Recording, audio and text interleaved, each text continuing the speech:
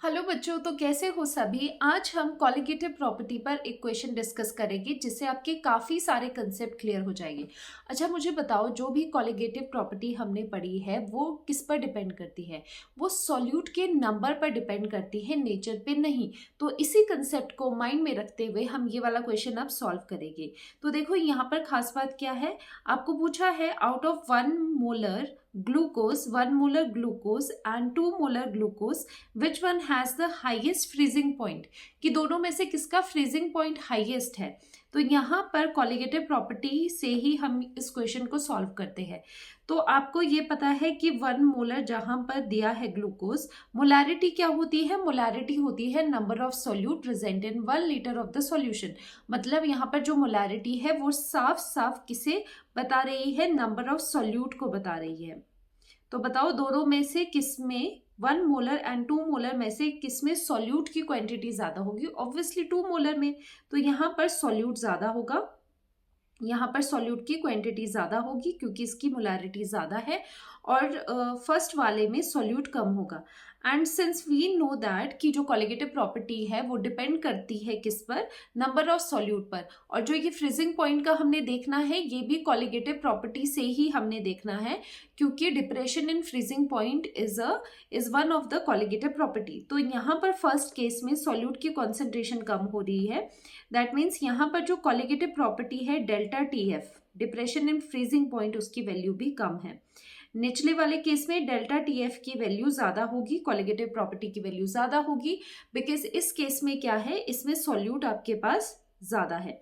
तो ये क्या है? ये अब डिक्रीज है।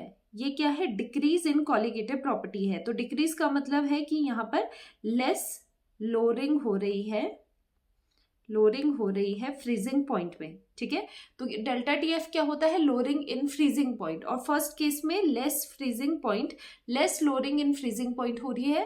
एंड सेकेंड में अगर आप देखोगे डेल्टा टीएफ की वैल्यू ज्यादा है, मतलब डेल्टा टीएफ क्या होता है? Depression in freezing point. तो यहाँ पर डिप्रेशन क्या है? ज्यादा है। तो मोर लोअरिंग, कितना कम हो रहा है? ज्यादा कम हो रहा है। मोर लोअरिंग इन फ्रीजिंग पॉइंट। इसे आप ऐसे भी समझ सकते हो, इसे आप ऐसे भी समझ सकते हो, 1 मोलर में क्या चीज होगी?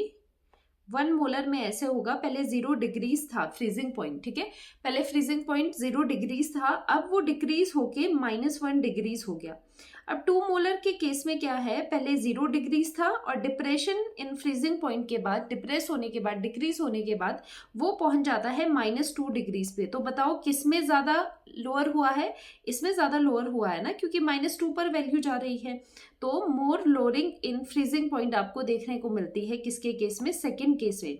लेकिन आपको ध्यान से देखना, क्वेश्चन में आपको ये नहीं पूछा है कि किसमें लोअरिंग और फ्रीजिंग पॉइंट ज्यादा हो रही है, आपको पूछा है कि किसका फ्रीजिंग पॉइंट हाईएस्ट है।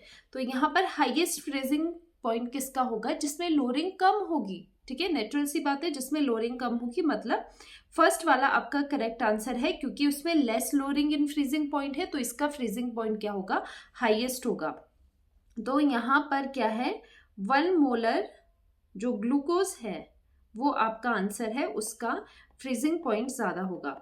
और एक और चीज मैं आपको करवा देती हूँ, अगर आपने डायरेक्टली ये सब चीजें देखनी है तो आप क्या कर सकते हो कि जो डेल्टा टी एफ होता है, depression in freezing point, is inversely proportional to freezing point. जिस केस में डिप्रेशन इन फ्रीजिंग पॉइंट ज्यादा है तो वहां पर फ्रीजिंग पॉइंट ऑब्वियसली डिक्रीज कर जाएगा, वहां पर फ्रीजिंग पॉइंट की वैल्यू कम आएगी।